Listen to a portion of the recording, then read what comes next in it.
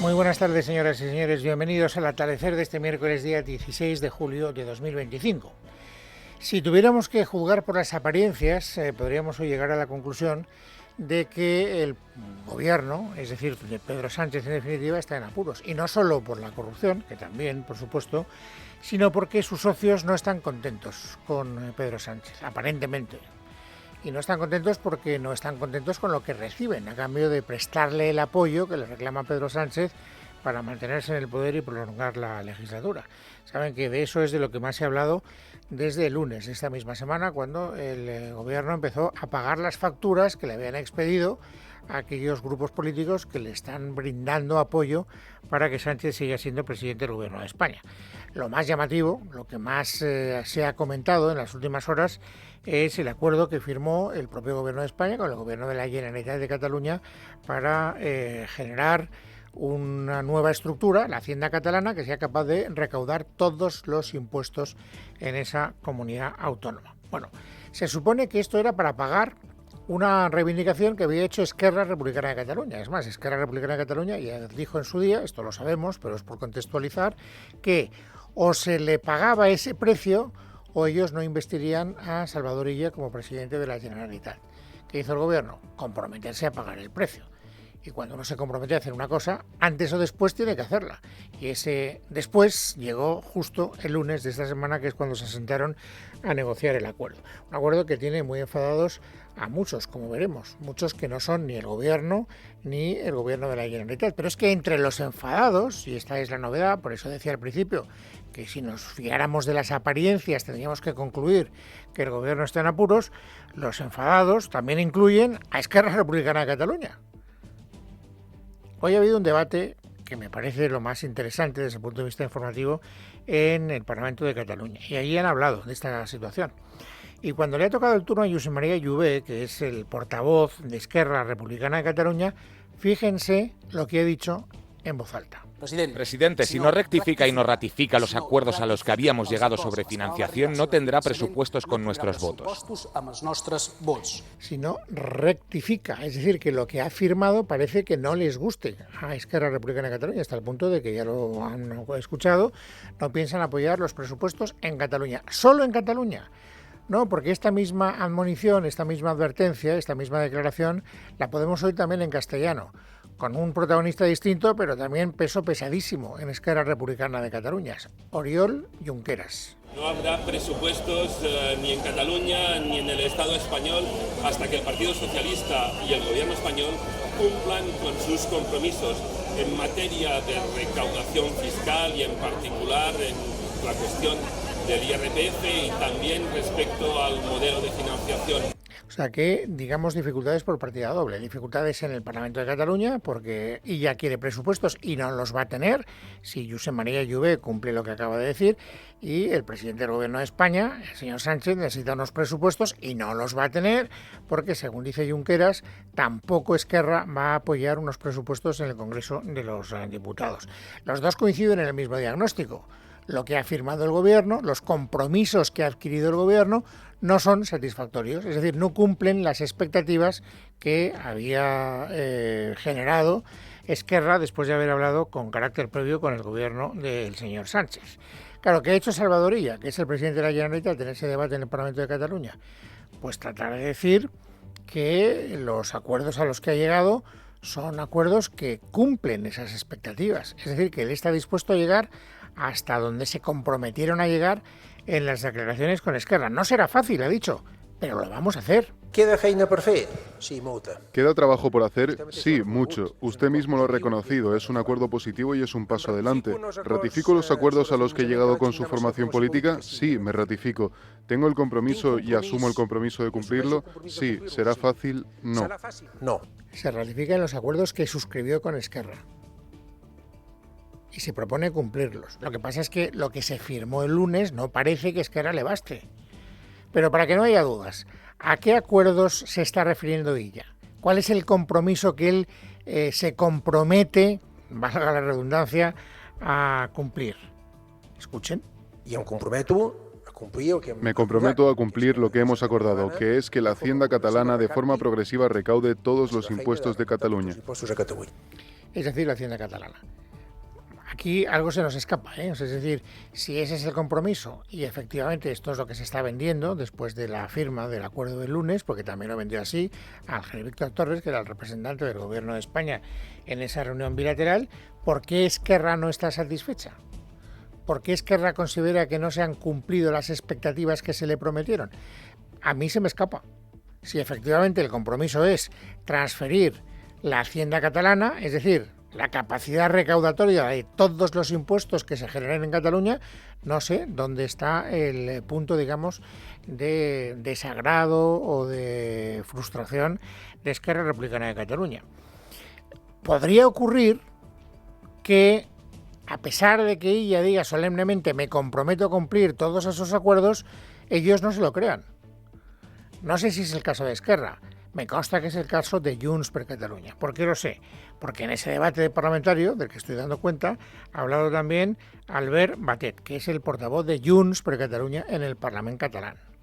¿Y qué ha dicho a propósito de la credibilidad que le merece el Partido Socialista de Cataluña? Escúchenlo. Tal y como le he dicho muchas veces, presidente, son los campeones en hacer promesas y son los campeones en incumplirlas. Ustedes prometen mucho, pero luego no cumplen nada. Por ahí podría ir a lo mejor la explicación del resquemor que ha querido manifestar en voz alta Esquerra Republicana de Cataluña. Y luego lo más significativo, o lo más llamativo, es que aprovechando esta circunstancia, este desencanto por parte de Esquerra, Junts ha querido, digamos, sacar provecho. Saben ustedes que Junts y Esquerra se llevan relativamente mal, por no decir francamente mal, por no decir abiertamente mal. Y por lo tanto, todo lo que consigue Esquerra es ninguneado por Junts, o por lo menos es, digamos... Escalaste la escarpada pared del acantilado.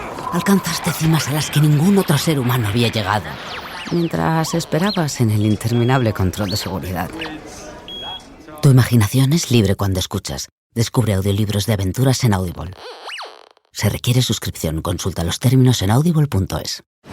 Navegaste más allá del horizonte, luchando contra krakens y surcando tormentas. Tu para golpeó la tapa de un cofre perdido hace siglos, mientras preparabas una lasaña. Tu imaginación es libre cuando escuchas. Descubre audiolibros de aventuras en Audible.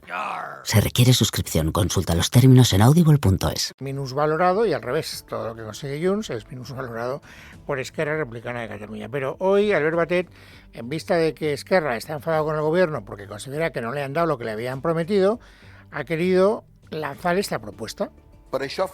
Hacemos una llamada al conjunto de los partidos independentistas para hacer un frente común para reclamar el concierto económico que otorgue a Cataluña la plena soberanía fiscal y un frente común para plantear una alternativa nacional para salir de este juego. Bien, pues nada, esto es lo que hay ahora mismo planteado. No me consta, por lo menos a las 4:10 de la tarde, que haya algún tipo de reacción por parte de Esquerra Republicana de Cataluña, porque este llamamiento de Batet es inequívoco. Hagamos un frente común. Otras veces hemos hecho un frente común. Los partidos independentistas, en el desafío del referéndum ilegal, no les quiero ni contar. Y luego, en algún momento, acuérdense, pues fueron incluso juntos en candidaturas electorales. Ahora esa división está muy rota. ¿La quiere recomponer Junts? Y si ese es el objetivo de Junts, ¿cuál es la respuesta de Esquerra? Todavía es pronto para saberlo, pero esto es lo que ha ocurrido esta mañana en el Parlamento. Insisto, si tuviéramos que fiarnos por las apariencias, tendríamos que llegar a la conclusión de que el gobierno de Sánchez está en apuros. Fuera de lo que es el ámbito de los partidos independentistas catalanes, hay un gran desagrado general. Los únicos que están contentos, no sé si están contentos porque se lo creen, pero por lo menos los únicos que manifiestan que están contentos son los que rodean a Sánchez, porque ni siquiera en el Partido Socialista todos están contentos. Ya sabemos que el presidente de Asturias no está contento, ya sabemos que el presidente de Castilla-La Mancha no está contento, y ya sabemos que algún valiente aislado no está contento. Entre esos valientes aislados, hoy hay que hablar de Josep Borrell, que fue ministro con Felipe González y que también lo fue, por cierto, con Pedro Sánchez. No quería yo olvidarlo. y luego fue presidente del Parlamento Europeo, como ustedes recuerdan. Bueno, pues Borrell, que siempre se ha definido a sí mismo como un jacobino, es decir, como uno de los defensores de lo que, en fin, representa el Estado, hoy ha arremetido de una manera bastante furibunda contra el acuerdo que firmó el lunes el gobierno de Sánchez con el gobierno de la Generalitat. ¿Qué pega le ve? Esta. Desaparecería la agencia tributaria, la fragmentaríamos en trocitos, en 27 trocitos, y el Estado se quedaría sin ingresos fiscales. Un Estado sin ingresos fiscales. Sería un Estado muy débil. Y solo recibiría lo que las comunidades le dieran, porque habrían pasado a ser fiscalmente soberanas. Eso a mí me parece que no es el modelo que funcionaría en España. Lo dice tranquilamente y además lo dice con la tranquilidad de saber que es comilitón del señor Sánchez y que además ha colaborado cercanamente en algún momento de su biografía política con Pedro Sánchez. Pero si esto mismo lo dijera alguien del Partido Popular, que de hecho lo están diciendo todos los días, la respuesta del Partido Socialista sería contundente. En este caso brilla por su ausencia la respuesta. Tampoco me consta que haya ninguna réplica por parte de ningún miembro del gobierno a esta consideración en voz alta del señor Borrell. Y luego, en el capítulo de gente desairada o gente descontenta o gente enfadada con ese acuerdo está naturalmente el Partido Popular, pero ojo porque en el Partido Popular también hay, iba a decir sensibilidades distintas, pero creo que no es la formulación adecuada.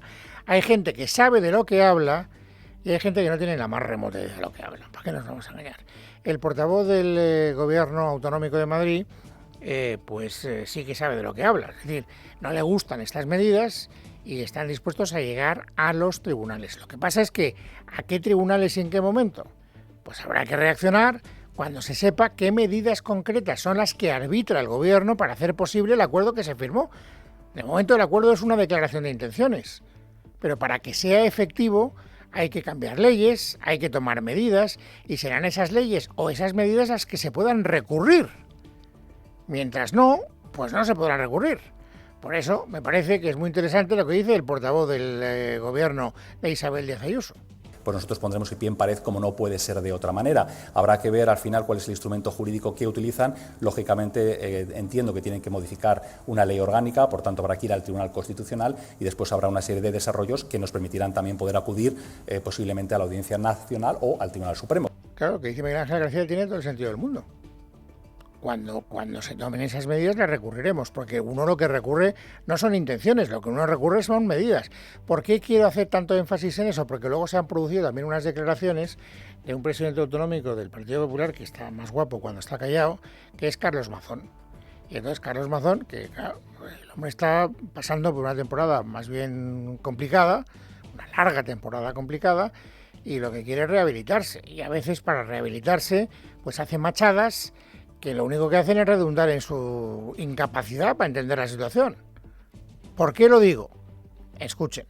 Yo quiero anunciarles hoy que esta mañana he dado instrucciones a la Abogacía de la Generalitat Valenciana para que prepare un recurso de inconstitucionalidad ante el acuerdo del cuponazo separatista que se está perpetrando contra los intereses de los españoles en general y de los valencianos en particular. Pero que van a preparar los servicios jurídicos. Mazón. Va a llegar el jefe de los servicios jurídicos de la Generalitat Valenciana y le va a decir, bueno, ¿y qué recurro? Una intención, un acuerdo político que de momento es un papel, tendré que recurrir a algo que sea recurrible, tendré que recurrir una proposición de ley, tendré que recurrir a una ley aprobada, tendré que recurrir a algo que sea sujeto de recurso. Pero de momento no hay ningún recurso. Por tanto, ¿por qué te precipitas a decir, he dado órdenes esta mañana a los servicios jurídicos para que recurran? Pero si todavía no tienen nada que recurrir. Bueno, en fin, es una consideración que me parece que demuestra hasta qué punto, cuando hay un asunto que es muy serio, hombre, pues tratarlo con seriedad. No se trata de decir, no, yo me opongo y que quede claro que me opongo y por lo tanto digo lo primero que se me ocurre. Pues no me parece que sea la manera más eficaz. A lo mejor es más eficaz lo que hace Feijóo. ¿Feijóo qué hace? Feijóo dice, vamos a ver, aquí, ¿quién es la ministra de Hacienda? María Jesús Montero.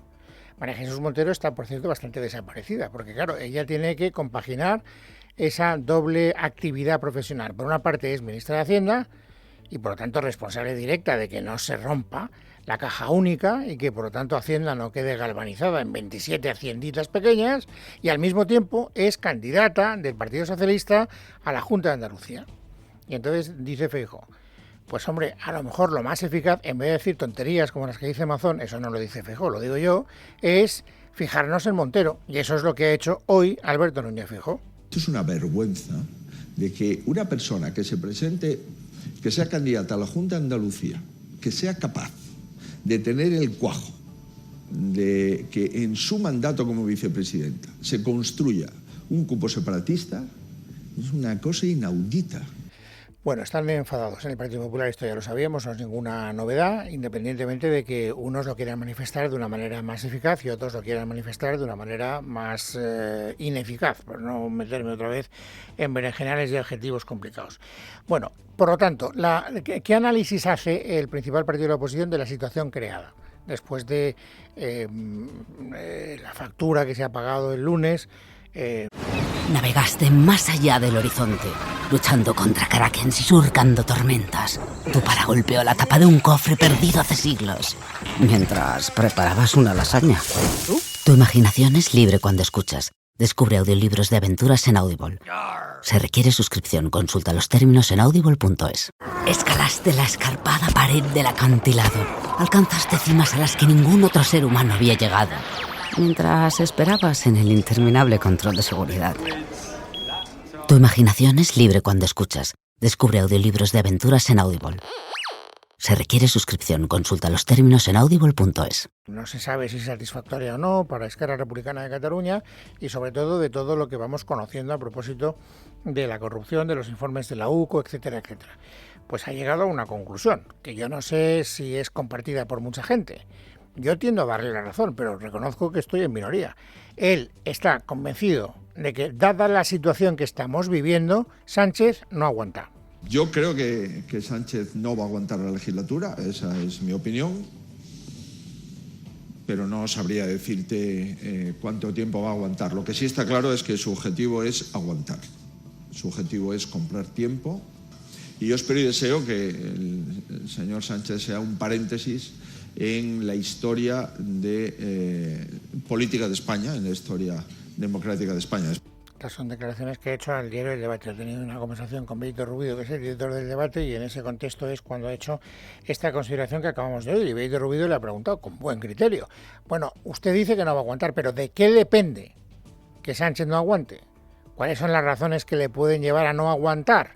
Respuesta del señor Feijóo. Quizás ningún gobierno ha tenido tantos casos de corrupción que afecten no solamente al gobierno, que afecten al partido y que afecten también al entorno familiar de un presidente. Esto no había ocurrido nunca en la democracia española y, por tanto, pues no dependemos ni siquiera de la voluntad del presidente del gobierno, sino probablemente dependemos de algunos imputados que les interese, desde el punto de vista de defensa, poder colaborar con los tribunales, y dependemos también de unos socios que cada vez les pesa más esta situación de complicidad con la situación y con la corrupción que asola al gobierno. Bueno, pues no sé si el arrepentimiento de algunos de los que están siendo investigados por el Tribunal Supremo les llevará a cantar la gallina. No lo sé, no tengo ni idea. Y tampoco sé, como decía al principio, si todos los socios van a traducir su desencanto en alguna, digamos, actitud política que le ponga dificultades en la continuidad de la legislatura. De momento, si buscamos a esos socios entre las filas de Sumar, no lo vamos a encontrar. ¿Por qué? Pues porque Yolanda Díaz ha dejado manifiestamente claro que no piensa abandonar a Sánchez fácilmente. Creo que desde Sumar hemos sido clarísimas, y es que esto no se extienda al Partido Socialista. Esto fue lo que hemos dicho, nos ha escuchado toda España. Ahora, no tengan la menor duda de que si hubiese, por ejemplo, una condena como hubo por un tribunal español que responsabiliza a título lucrativo al Partido Popular por 5 delitos de corrupción, iba a decir exactamente lo mismo. Usted mire mis declaraciones de entonces y de ahora. Pero esto no ha pasado. Y yo miro sus declaraciones de ahora, señora Díaz, y me atrevo a aventurar que usted hace cierta trampa. Porque está usted hablando de una sentencia firme. Imagínese usted el tiempo que ha de transcurrir hasta que haya una sentencia firme. Por eso decía al principio que no parece que estén dispuestos a abandonar a Sánchez fácilmente. Imaginemos por un momento que un juez, no digo que vaya a ocurrir, no lo descarto, yo no tengo información que me lleve a la conclusión de que eso pueda ocurrir en un corto plazo, ni siquiera en un medio plazo, pero bueno, imaginemos que un juez decide imputar al Partido Socialista como persona jurídica por financiación irregular. Pues en función de lo que acaba de decir Yolanda Díaz, eso no sería suficiente, porque lo que a ella le hizo reaccionar fue una sentencia firme, y hasta que hubiera una sentencia firme, vuelvo a repetirlo, échele un galgo.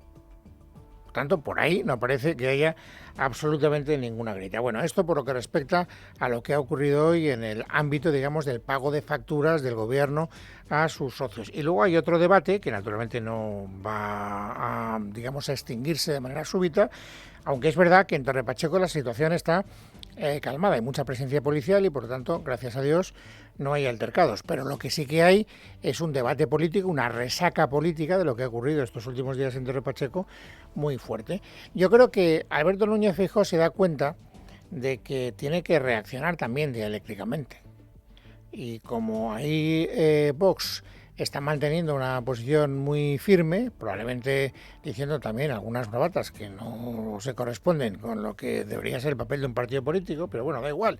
La opinión pública dice, bueno, aquí hay un partido que está hablando con firmeza y que no le importa que le digan que su discurso es un discurso que pone en peligro la convivencia, que es un discurso cercano al odio. Bueno, pues hoy, aprovechando esa circunstancia, en esa conversación que les decía hace un instante, en los cursos de verano del CEU, con Víctor Rubido, Feijóo ha dicho esto.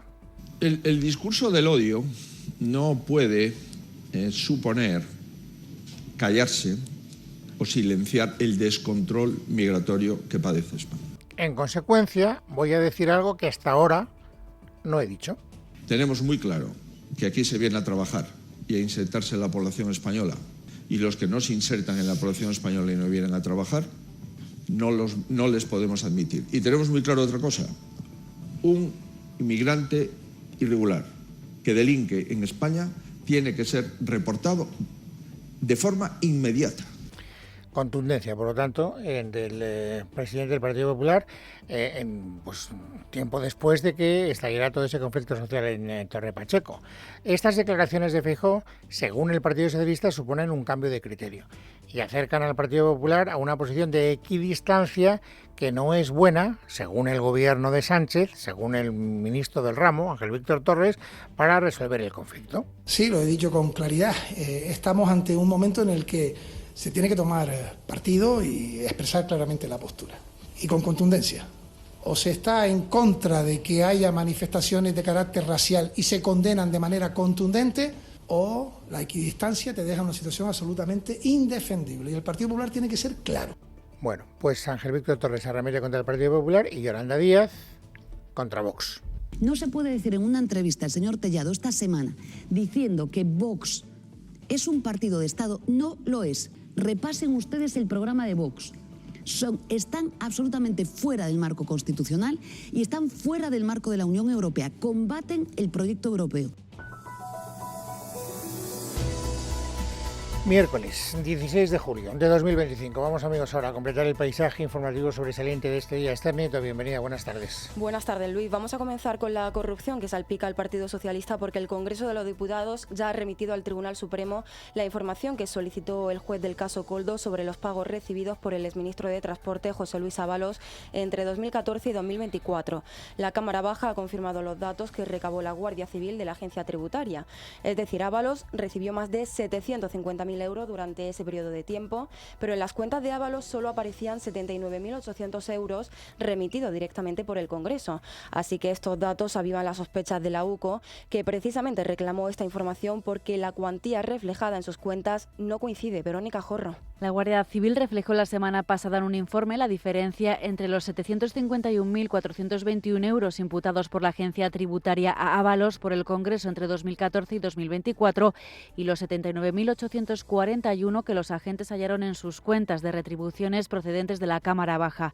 Para aclararlo, a petición de la UCO, el juez Leopoldo Puente solicitó al Congreso que informase de las cantidades abonadas al exministro de Transportes y, en respuesta, la Cámara Baja ha remitido información desglosada mes a mes mes a lo largo de esa década. En concreto, la Cámara Baja informa haber pagado 751.421 euros en total, 468.170 en retribuciones de rendimiento de trabajo y 283.250 en total de dietas, exceptuada de gravamen, entre las que se incluyen conceptos como el kilometraje o los gastos de viajes. Además de solicitar esta información al Congreso, el juez Puente también requirió al PSOE que informase de las donaciones efectuadas por Ábalos al partido entre 2014 y 2024 ante las aparentes faltas de sintonía en los pagos, pues Hacienda las cifra en 44.729 euros cuando solo existe constancia bancaria de 8.471 euros. Y además de Ábalos, hay otra ex socialista que hoy es noticia en la crónica de tribunales. Y es que el juzgado de instrucción número 2 de Madrid ha abierto diligencia de investigación por presunto tráfico de influencias contra la militante socialista Leire Díez, más conocida como la fontanera del PSOE. Se abren estas diligencias a instancia de la denuncia que interpuso la Asociación Escala Suboficiales de la Guardia Civil. La denuncia se basa en los audios en los que supuestamente Díez ofrecía favores a empresarios a cambio de información comprometedora sobre miembros de la Unidad Central Operativa de la Guardia Civil y la Fiscalía. Los denunciantes sostienen que Díez actuaba en nombre de cargos del PSOE y buscaba obtener datos sobre el teniente coronel Antonio Balas con el objetivo de beneficiar a los empresarios en sus procedimientos judiciales. La causa también podría ampliarse a otros delitos como cohecho y obstrucción de la justicia, dependiendo de cómo avance la investigación judicial. Y hoy publicamos en Libertad Digital que en 2014 el comisario José Manuel Villarejo elaboró un informe confidencial en el que detallaba que el suegro de Pedro Sánchez, Sabiniano Gómez, gestionaba junto a sus hermanos una red de saunas con actividad sexual en Madrid, algunas de ellas orientadas al público homosexual. Este informe, titulado Riesgos PS, se utilizó como parte de una estrategia de descrédito político, donde Villarejo sugirió que la relación de Sánchez con estos negocios representaba un punto débil para explotarlo mediáticamente. Miguel Ángel Pérez, buenas tardes. Buenas tardes. La nota de inteligencia del comisario José Manuel Villarejo, a la que ha tenido acceso Libertad Digital, fue entregada a la Secretaría de Estado de Seguridad del gobierno de Mariano Rajoy después de que Pedro Sánchez ganara las primarias. Dicho documento fue incautado al comisario en el marco de la operación Tándem en noviembre de 2017 y acabó en poder de la cloaca del PSOE. Villarejo describe en este informe que Sabiniano Gómez, el suegro de Pedro Sánchez, poseía una importante red de prostíbulos y saunas gays y que era confidente de la policía. Sobre Pedro Sánchez asegura que es un sujeto con inquietantes antecedentes de conducta que deberían valorarse. Lo más destacado en un principio, dice, es la falta de escrúpulos demostrada al integrarse en la familia política que representa a su esposa Begoña Gómez, cuya trayectoria personal y profesional supuso y por ende supone aún una influencia perniciosa dados los vínculos con la explotación sexual, cuestión negativa de especial y grave trascendencia. Villarejo también asegura que se compraron propiedades con el dinero de los prostíbulos de Sabiniano Gómez por parte de Pedro Sánchez y Begoña Gómez. Además, citando fuentes socialistas, señala que Pedro Sánchez tenía un marcado carácter trepa y arribista. Sobre este asunto ha hablado el nuevo secretario general del PP, Miguel Tellado, que esta mañana ha estado en los micrófonos de Es la Mañana de Federico, donde ha analizado cómo su partido y su presidente nacional, Alberto Núñez Feijóo, han llevado al Congreso el origen de la fortuna del suegro del presidente del Gobierno, relacionado con la presunta prostitución masculina y femenina. Tellado ha recordado cómo fueron incluso los socialistas, que hoy son ministros, los primeros que acudieron a Villarejo para solicitar informaciones comprometedoras sobre Pedro Sánchez. Emma Sebastián. El secretario general del PP, Miguel Tellado, ha recordado en Es Radio la información sobre la que habló Alberto Núñez Feijóo en su comparecencia en el Congreso. Bueno, la información que utilizó Alberto Núñez Feijóo en esa comparecencia era información pública y publicada. Sí. Por lo tanto, no era ninguna novedad. Otra cosa es que hubiese tenido mayor o menor trascendencia, ¿no? Pero yo he leído también en prensa que quien le pidió a Villarejo información sobre los negocios del suegro de Pedro Sánchez fue un tal Óscar López. Tellado espera que la actual legislatura de Pedro Sánchez no llegue a término. Considera que el presidente no está capacitado para gobernar. La gente está desesperada, porque nosotros no tenemos un presidente del gobierno. Tenemos a un señor amarrado a la Moncloa como si fuese una garrapata, con las patas, y le da igual gobernar o no gobernar. Nosotros no aspiramos a llegar al gobierno de la mano de la alternancia. Nosotros queremos darle a España una alternativa. El secretario general ha hablado de las leyes que quieren derogar, entre ellas la Ley de Memoria Democrática, la modificación de la Ley de Seguridad Ciudadana o la de Vivienda, además de la Ley Trans, sin olvidar tampoco la sedición, malversación y la Ley de Amnistía. Y ya les contamos ayer que el Tribunal Supremo ha desestimado la petición del juez Juan Carlos Peinado de imputar al ministro de Justicia Félix Bolaños por presunta malversación y falso testimonio en el marco del caso Begoña Gómez. Les contamos que el Supremo ha considerado que no existe ningún indicio ni prueba mínimamente fundada contra el ministro, así que hoy ha sido el propio Félix Bolaños quien ha salido a la palestra a defender y respetar la actuación de la justicia española, criticando además a quienes buscaron, dice, dañar su reputación sin base alguna. Confío plenamente en la justicia de mi país, confío plenamente en el Estado de Derecho, confío plenamente en el sistema de garantías y de recursos que tenemos. Y por eso les digo que ante la ausencia de cualquier indicio mínimamente fundado y gracias al sistema de garantías y de recursos de nuestro país, esta causa se irá apagando poco a poco. No tengan ustedes ninguna duda. Y tal y como conocimos ayer, el esperado debate parlamentario sobre la reducción de la jornada laboral a 37 horas y media semanales, previsto inicialmente para el 22 de julio, se pospondrá hasta el periodo de sesiones de septiembre. La decisión llega en un contexto marcado por las tensiones políticas derivadas de los presuntos casos de corrupción que salpican al PSOE y a petición expresa de Junts, que ha solicitado más tiempo para estudiar y trabajar la propuesta. Bueno, pues hoy el presidente de la COE, Antonio Garamendi, ha solicitado al Gobierno que ponga fin a la inseguridad jurídica generada por la propuesta del Ministerio de Trabajo. Yo creo en lo que se llama el Parlamento. Claro, es que lo que me vale es que cuando me gusta, que bien está, cuando no voy al Parlamento, y si no me sale el Parlamento, voy a la calle. Se puede ir a la calle, yo creo que está en los convenios como están. Hay una incertidumbre enorme porque esta norma está encima de la mesa. Llevamos año y medio porque cada vez que tiene que ir al Parlamento y no sale, lo retiramos pero no la quitamos, y yo creo que sinceramente pues esto en el caso de las empresas está generando una incertidumbre muy alta y negociar en estas condiciones es muy complicado. Y terminamos contándoles que hoy el presidente del Gobierno, Pedro Sánchez, ha viajado a Mauritania para seguir impulsando la cooperación en materia migratoria con el fin de ayudar al país africano a afrontar la presión a la que está sometida y contener la salida de embarcaciones desde sus costas hacia las Islas Canarias. Desde allí, Sánchez ha defendido la importancia de una migración segura, regular y ordenada que, según sus palabras, está contribuyendo al desarrollo económico de España. Hoy receptor, pero hace tiempo fue un país de emigrantes, de españoles y españolas que vieron partir a otras regiones del mundo en busca de las oportunidades que no tenían en su país. Hoy el progreso y la buena situación económica de España debe mucho a la aportación de la migración que ha venido a desarrollar en España su proyecto de vida. Y por eso quiero reivindicar la colaboración con países como Mauritania para garantizar una migración segura, regular, ordenada, que redunde en el mutuo beneficio de nuestras sociedades. En Casa de Herrero, con Luis Herrero, Es Radio.